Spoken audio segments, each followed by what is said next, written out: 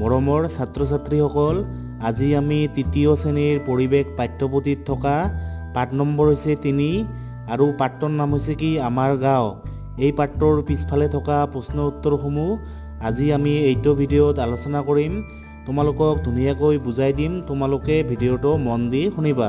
তোমালোকে প্ৰথমে 1 নম্বৰটো চোৱা, কি কৈছে উত্তৰ লিখা। তোমালোকে প্ৰথমে ক নম্বৰটো চোৱা, কি কৈছে ডাকঘৰৰ চিঠি পত্ৰ বিলোৱা মানুহজনক কি বোলে।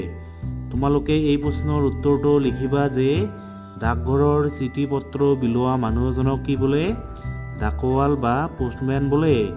তাৰপিছত খ নম্বৰ, চিকিৎসালয়ত ৰোগীৰ চিকিৎসাৰ বাবে কোন কোন থাকে। এই প্ৰশ্নৰ উত্তৰটো তোমালোকে এনেকৈ লিখিবা যে চিকিৎসালয়ত ৰোগীৰ চিকিৎসাৰ বাবে ডাক্তৰ বা চিকিৎসক আৰু নাৰ্ছ থাকে। এইটো আমি সকলোৱে জানো। তাৰপিছত গ নম্বৰ, আইন শৃংখলা ৰক্ষাৰ বাবে থকা অনুষ্ঠানটোৰ নাম কি। এই প্ৰশ্নৰ উত্তৰটো হ'ব যে আইন শৃংখলা ৰক্ষাৰ বাবে থকা অনুষ্ঠানটোৰ নাম হ'ল আৰক্ষী চকী বা থানা। তাৰপিছত খ নম্বৰ, দুটা ধৰ্মীয় অনুষ্ঠানৰ নাম লিখা। তোমালোকে এই প্ৰশ্নৰ উত্তৰটো লিখিবা যে দুটা ধৰ্মীয় অনুষ্ঠানৰ নাম হ'ল মন্দিৰ, তাৰপিছত মছজিদ, গীৰ্জা, নামঘৰ আদি। তোমালোকে যিকোনো দুটা লিখিলেই হ'ল। এতিয়া তোমালোকে 4 নম্বৰটো চোৱা, কি কৈছে তোমাৰ গাঁও বা চহৰখনৰ বিষয়ে 5টা বাক্য লিখা। তোমালোকে এই প্ৰশ্নৰ উত্তৰটো এনেকৈ লিখিবা যে আমাৰ গাঁৱৰ বিষয়ে 5টা বাক্য হ'ল আমাৰ গাঁৱত এখন ধুনীয়া স্কুল আছে। তাৰপিছত 2 নম্বৰ লিখিবা আমাৰ গাঁৱৰ মানুহবোৰ খেতি কৰে। তাৰপিছত 3 নম্বৰ, আমাৰ গাঁৱত এটা নামঘৰ আছে। 4 নম্বৰ, আমাৰ গাঁৱৰ মানুহবোৰ বৰ সহজ সৰল। তাৰপিছত 5 নম্বৰ লিখিবা যে আমাৰ গাঁওখন সেউজীয়া গছ গছনিৰে আৱৰি আছে।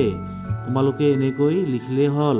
তাৰপিছত 5 নম্বৰ, তোমাৰ গাঁও বা চহৰত আৰু কি কি সা সুবিধা থাকিলে ভাল লাগিলহেঁতেন লিখা। তোমালোকে এই প্ৰশ্নৰ উত্তৰটো লিখিবা যে আমাৰ গাঁৱত এখন চিকিৎসালয়, তাৰপিছত এখন পুথিভঁৰাল, এখন ধুনীয়া বজাৰ আৰু ৰাস্তা ঘাটবোৰ পকা হ'লে ভাল লাগিলহেঁতেন। তোমালোকে 5 নম্বৰ প্ৰশ্নৰ উত্তৰটো এনেকৈ লিখিবা। তাৰপিছত এতিয়া 2 নম্বৰটো চোৱা, কি কৈছে মানে এইটো হৈছে মিলামিলি। প্ৰথমে তোমালোকে চোৱা, কি কৈছে বিদ্যালয়।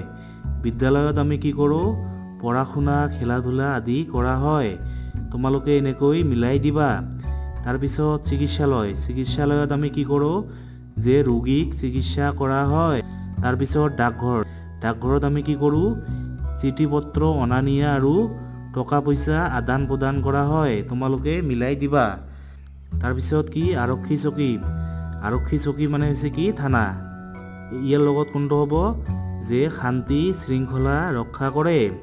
তাৰপিছত পুথিভঁৰাল, পুথিভঁৰালত আমি কি কৰোঁ কিতাপ পত্ৰ আলোচনী আদি ৰখা হয়। তোমালোকে এইবোৰ এনেকৈ মিলাই দিবা। তাৰপিছত 3 নম্বৰ, কি কৈছে শুদ্ধ নে অশুদ্ধ লিখা। ক নম্বৰ, এখন গাঁৱত কেইবাটাও চুবুৰী থাকে। এইটো কি হ'ব, এইটো শুদ্ধ। মানে কেইবাটাও চুবুৰী লগ লাগি কি হয় এখন গাঁও হয়। তাৰপিছত খ নম্বৰ, চিঠি পত্ৰ আদান প্ৰদান কৰা অনুষ্ঠানটোৰ নাম ডাকঘৰ। এইটো হ'ব শুদ্ধ। ডাকঘৰক ইংৰাজীত কি কয় পোষ্ট অফিচ। মানে পোষ্ট অফিচৰ যোগেদি আমি কি কৰোঁ যে চিঠি পত্ৰ আদান প্ৰদান কৰোঁ। তাৰপিছত গ নম্বৰ, পঢ়িবৰ কাৰণে কিতাপ আলোচনী আদি থকা অনুষ্ঠানটোৰ নাম বিদ্যালয়। এইটো হৈছে ভুল। এইটো কি হ'ব, পঢ়িবৰ কাৰণে কিতাপ আলোচনী আদি থকা অনুষ্ঠানটোৰ নাম হৈছে কি পুথিভঁৰাল। তাৰপিছত ঘ নম্বৰ, এটা চুবুৰীত মাত্ৰ এটাহে পৰিয়াল থাকে। এইটো হ'ব ভুল। এটা চুবুৰীত মানে এটাতকৈ বেছি পৰিয়াল থাকে। তাৰপিছত ঙ নম্বৰ, আইন শৃংখলা ৰক্ষা কৰা অনুষ্ঠানটোৰ নাম চিকিৎসালয়। এইটো হৈছে ভুল। আইন শৃংখলা ৰক্ষা কৰা অনুষ্ঠানটোৰ নাম হৈছে কি আৰক্ষী চকী বা থানা। তোমালোকে এইবোৰ এনেকৈ কৰিবা।